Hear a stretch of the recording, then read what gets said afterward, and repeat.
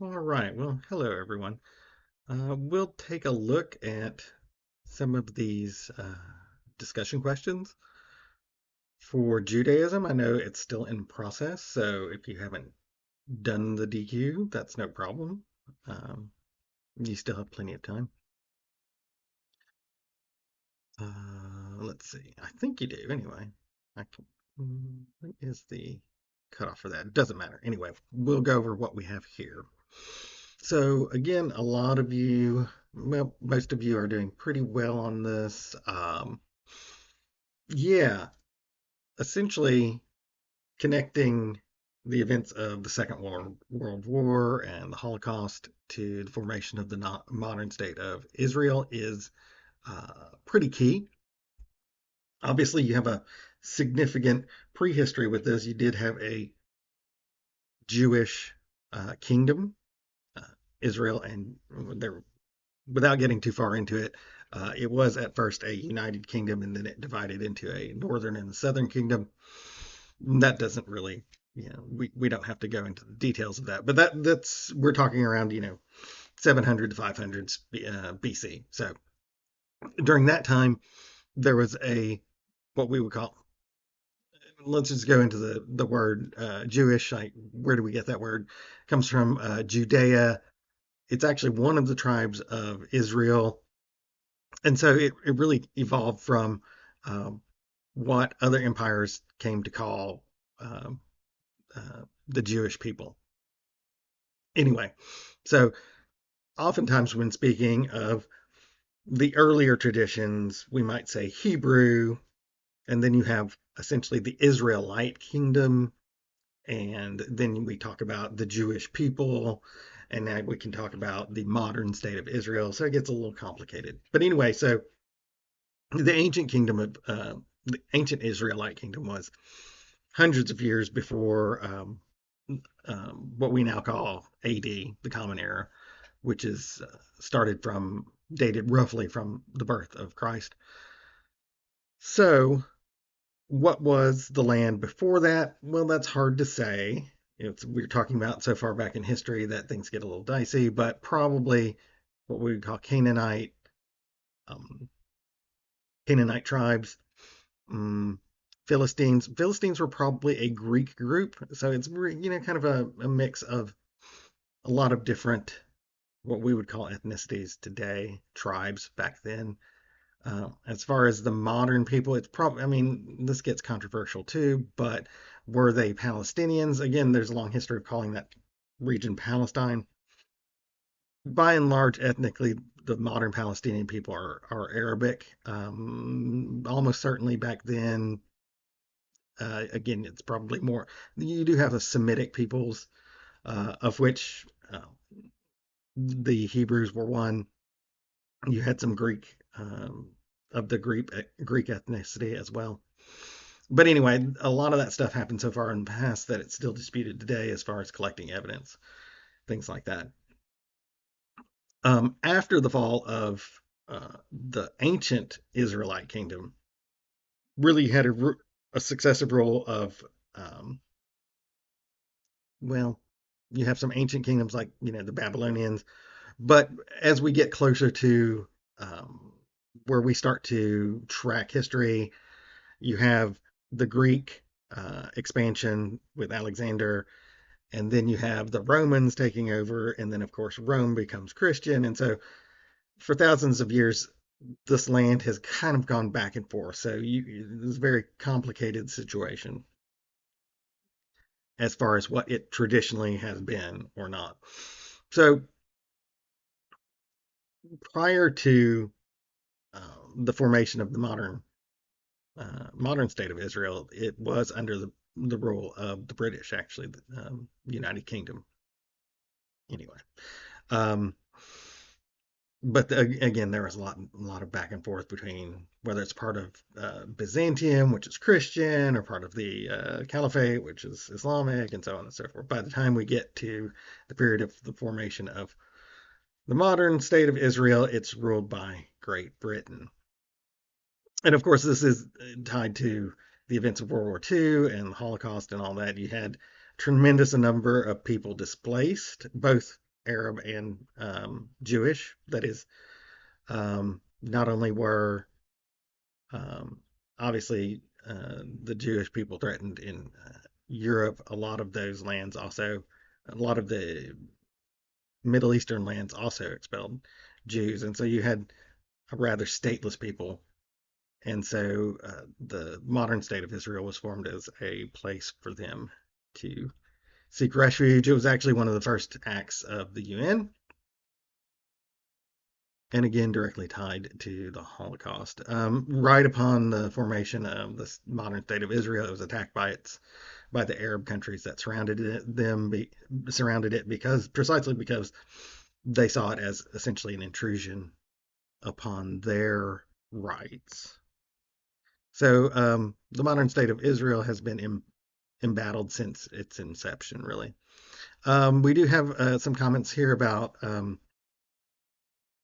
how Israel became a Zionist state. Well, again, let me just kind of pick this apart here. Let's talk about Israel versus Zionism, right? Israel would be the term that we would use for um, the country, the nation that was formed by the UN mandate. Zionism actually comes before that formation. There was a movement that led up to it. Zionism was this push precisely for the formation of a modern state for the Jewish people. Zionism, which we traditionally think of, a lot of Westerners, Americans especially, think of Zionism as a religious movement. It actually is not. In fact, one could argue that Zionism is more a secular movement. And keep in mind, to identify as part of the Jewish people, you don't necessarily have to be particularly religious. And this is one of those divisions that exist to this day within the state of Israel. That is the ultra religious, religious, and the secular um, branches um, all have to also get together as a Jewish people. Um, okay, so in fact, a lot of religious groups were against Zionism. Jewish religious groups were against Zionism. Some of them came on board later. But really, when you talk about Theodor Herzl and the early movers of Zionism, that is primarily a secular movement, not necessarily a religious movement. Okay. So yeah, and you mentioned the partitions. Yet partitions get very ugly because again, some of these borders aren't particularly natural. But then again, you know, not to downplay that, borders are rarely natural. Nations are often formed by conquest and the interests of the powerful and so on and so forth. And it's, when the Huns invaded Europe, they didn't really care about borders, anything like that. Um, let's see, Holy Land. Oh yeah, and of course, when that part of the Middle East was ruled by Islam. And then keep in mind, we say that Islam actually conquered it when it was Christian, part of the Byzantine Empire. Sometimes we leave that out. So you were talking about in the Middle Ages, right? What we might call Palestine, or what became the modern state of Israel. That's really part of the Byzantine Empire, which is a Christian empire. So these were Christian lands, and Islam conquered those. And then the Crusades were kind of a counter push to try to recapture those. And again, went back and forth. Let's see. So again, the history is very complicated. And so again, it's hard to one can kind of get lost in the back and forth of who was there first and who's should have rights to that place and that so on and so forth. Let's see. And again, yes. A lot of people, seeing both sides on this. Like, one might look at the situation and see, okay, well, obviously, given the events of the Second World War, maybe the Jewish people should have a homeland, and maybe that should be their traditional homeland in that traditional area. And then also, but what about the people who were living there at the time? So on and so forth. Um, so yeah, and yeah, it's always again we always get a sense of maybe that's not the best way to handle things when, say, the Palestinians lost some of their lands. But again, keep in mind that there were a lot of Jews who were pushed out of the lands that they used to live in, not just in Europe, but also in um, Islamic Middle Eastern countries. Let's see.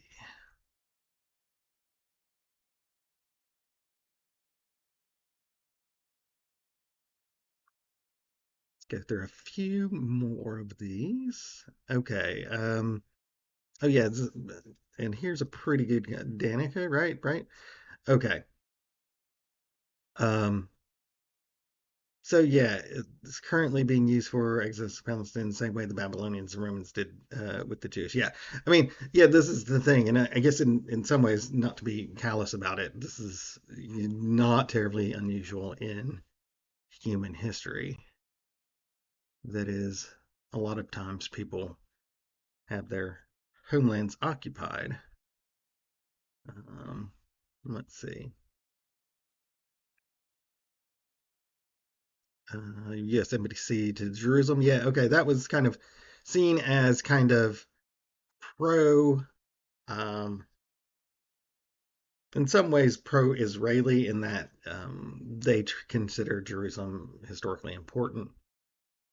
That was viewed generally negatively by the Islamic nations because they consider Jerusalem to be a holy city. Again, that's for Islam. It's we haven't gotten to there yet, but for Islam, it's you have Mecca as the holiest site, Medina, and then Jerusalem. Obviously, for the Jews, Jerusalem is really their only. I mean, not their only one, but that's the primary one.